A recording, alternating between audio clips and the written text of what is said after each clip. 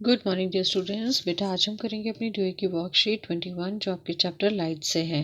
ठीक है, और आज हम करने जा रहे हैं बेटा प्रकाश, हिंदी मीडियम में।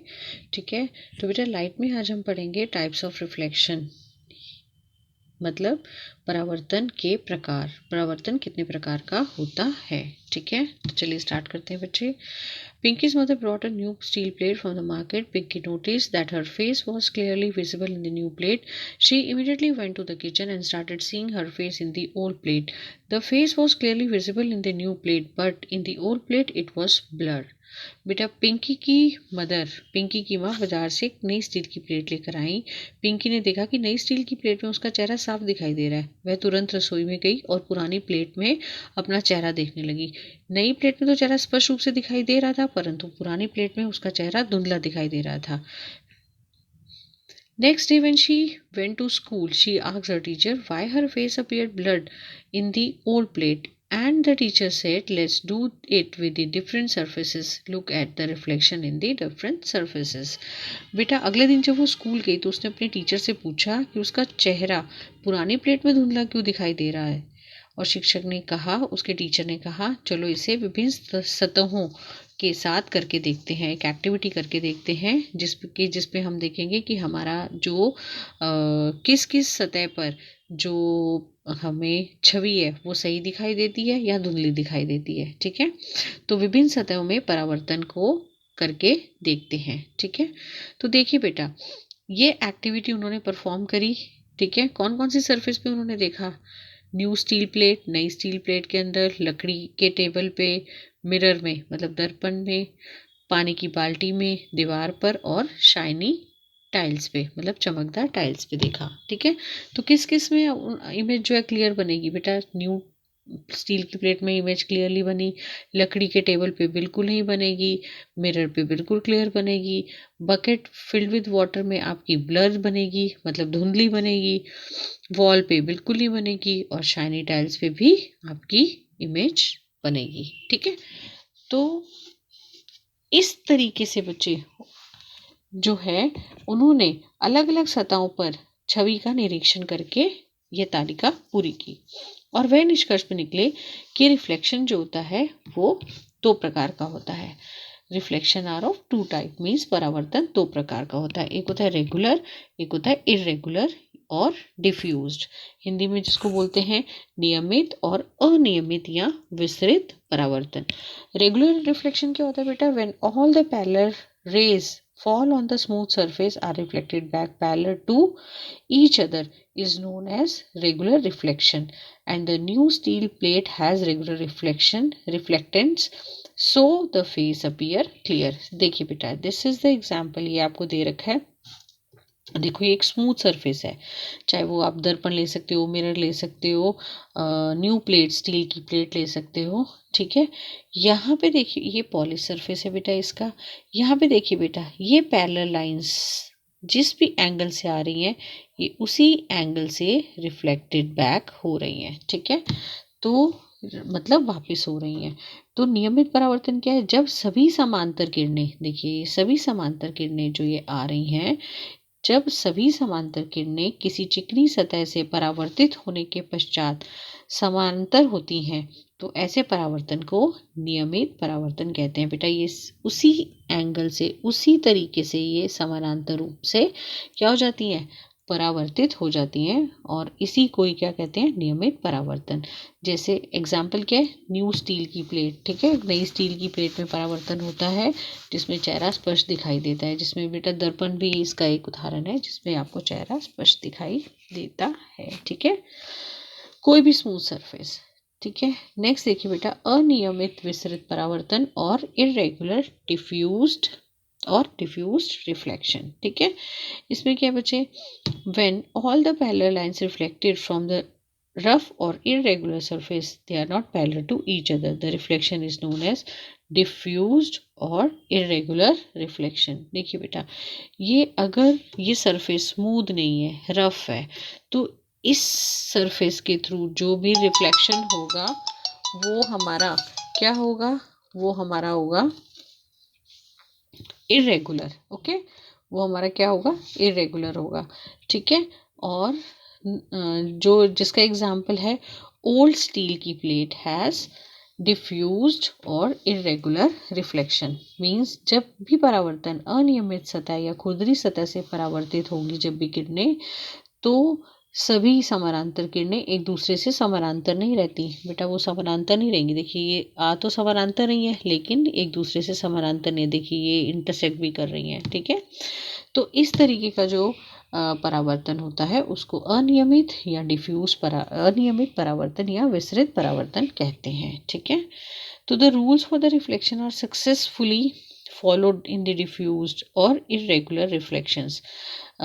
जो भी रूल्स है बेटा रिफ्लेक्शन के, ठीक है, they are successfully followed in diffuse and irregular reflection, and the rays are not parallel due to the irregularities in the reflecting surface. Diffusion on the subject is like covered, and this is why the face is not clearly visible. तो देखिए बच्चे, जो भी ये पुरानी steel की plate में जो भी परावर्तन, जो विस्तृत परावर्तन या अनियमित परावर्तन है, यह पुरानी स्टील की प्लेट में इसी वजह से होता है क्योंकि उसका सरफेस जो है वो क्या हो चुका है, रफ हो चुका है, खुरदरा, मतलब चिकना नहीं है, बिल्कुल शाइनी नहीं है। इस परावर्तन में परावर्तन के नियमों का सफलतापूर्वक पालन किया जाता है। परावर्तन के अनियमितताओं के कारण किरणें समानांतर नहीं होती, यही कारण है कि चेहरा हमें फिर पुरानी स्टील की प्लेट में स्पष्ट रूप से दिखाई नहीं देता, ठीक है। नेक्स्ट देखिए बेटा, do we see all objects due to reflected light. क्या मतलब हम सभी वस्तुओं को परावर्तित प्रकाश के कारण ही देख पाते हैं? Nearly everything you see around see is due to the reflected light. Yes, ठीक है, हम सभी वस्तुओं को ऑलमोस्ट रिफ्लेक्टेड लाइट की वजह से ही देख पाते हैं। Moon for example receives the light from the sun and it reflects, ठीक है। मून जो है वो किससे लाइट रिसीव करता है? सन से, और उसको रिफ्लेक्ट करता है। That's how we see the moon. The object which shine in the light और the other objects are called illuminated objects. बेटा वो ऑब्जेक्ट्स जो कि शाइन करते हैं या जो जिनकी अपनी लाइट होती है उसको बोलते हैं illuminated objects. And there are other objects which give their light, their own light, such as sun, fire, flame, okay, and flame of a candle and electric lamp. Their light falls on our eyes and they are called, and that is why how we see them. And these objects which emit their own light are known as luminous object. See, this is illuminated, this is luminous. So those objects which reflect their own light, right, they emit their own light, are called as luminous objects. So Hindi में देखिए बच्चे, हमारे चारों ओर लगभग सभी वस्तुएं वो परावर्तित प्रकाश की किरणों के कारण ही दिखाई देती हैं बेटा। जो पिंड दूसरी वस्तुओं के प्रकाश में चमकते हैं उन्हें प्रदीप्त पिंड कहते हैं। स्वयं का प्रकाश जो उत्सर्जित करते हैं उनको हम दीप्त पिंड कहते हैं। जब इनका प्रकाश हमारे नेत्रों में पड़ता है तब हम इन्हें देख पाते हैं, जैसे सूर्य, मोमबत्ती की ज्वाला और विद्युत लैंप, ठीक है। तो ये थी बेटा आज की आपकी वर्कशीट। चलिए प्रैक्टिस एक्सरसाइज करते हैं। What is diffuse reflection? बेटा diffuse reflection when all the parallel rays reflected from the rough और irregular surface are not parallel, this kind of reflection is called diffuse or irregular reflection, okay।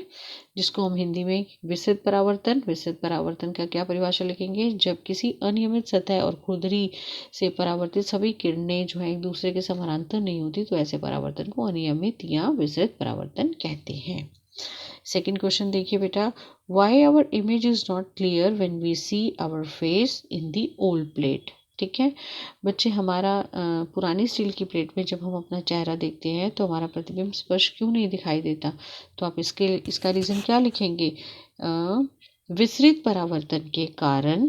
ठीक है, पुरानी steel की plate में विसरित या अनियमित परावर्तन होता है, इस कारण हमें हमारा चेहरा जो है वो और प्रतिबिंब स्पष्ट रूप से दिखाई नहीं देता।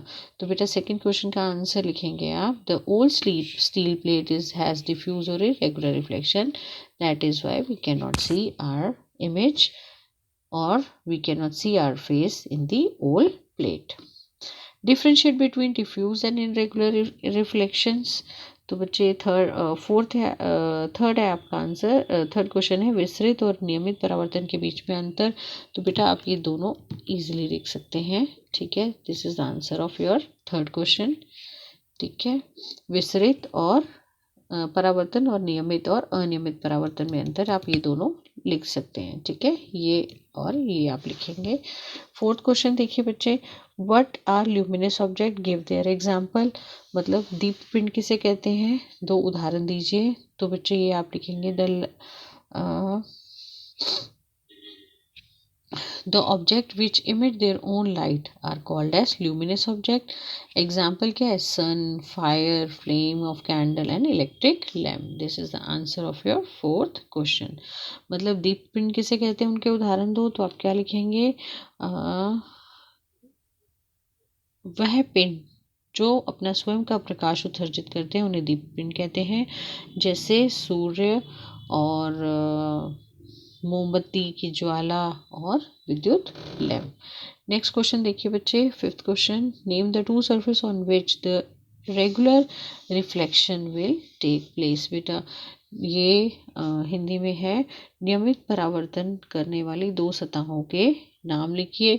तो बेटा वो कौन कौन सी हैं, आप लिख सकते हैं यहाँ पे मिरर और आपका न्यू स्टील प्लेट। ये देखिए बच्चे, इसका आंसर आप लिख सकते हैं न्यू स्टील प्लेट और मिरर या शाइनी टाइल्स। आप इसमें से ही देख के लिख सकते हैं, ठीक है। हिंदी में नई स्टील की प्लेट, दर्पण या फिर चिकनी टाइल्स, ठीक है। ये थी बेटा आपकी दी हुई की वर्कशीट। उम्मीद करती हूँ आपको अच्छे से समझ आई होगी। तो वीडियो को लाइक करें, शेयर करें और जिन भी बच्चों ने अभी तक चैनल को सब्सक्राइब नहीं किया वो चैनल को सब्सक्राइब करें। थैंक यू बच्चे, टेक केयर।